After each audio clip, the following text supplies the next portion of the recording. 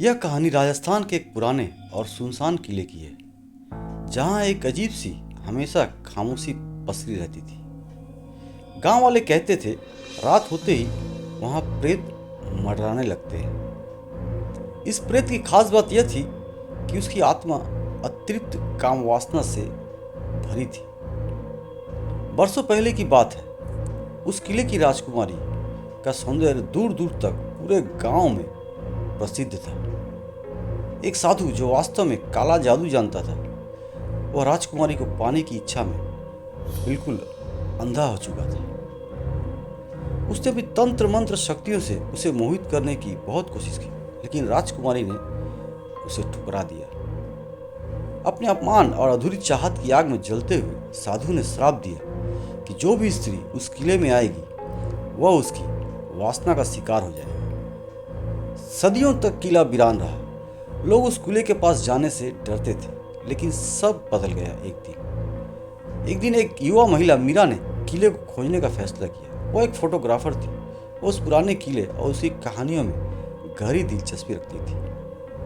मीरा ने जैसे ही किले में कदम रखा, उसे लगा जैसे कोई अदृश्य शक्ति उसे देख रही है।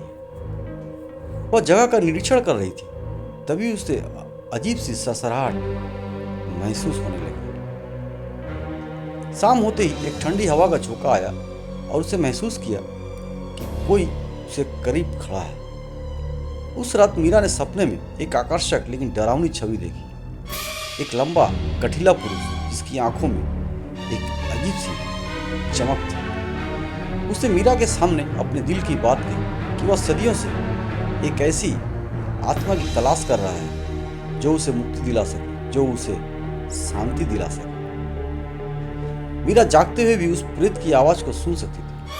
धीरे धीरे वह उसकी वासना का शिकार होने लगी, पर मीरा ने हार नहीं मानी। उसने प्रेत के बारे में जानने के लिए गांव के एक बुजुर्ग से मदद मांगी। बुजुर्ग ने कहा, यह आत्मा तब तक भटकेगी जब तक कि उसे कोई सच्चा प्रेम उसे मुक्त न करा दे। मीरा ने साहस दिखाया।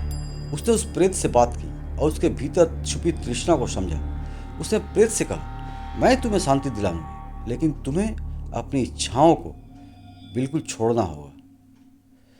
प्रेत की वासना धीरे धीरे प्रेम में बदलने लगी। उसने मीरा को मुक्त कर दिया और उसके प्रति अपनी कृतज्ञता व्यक्त की।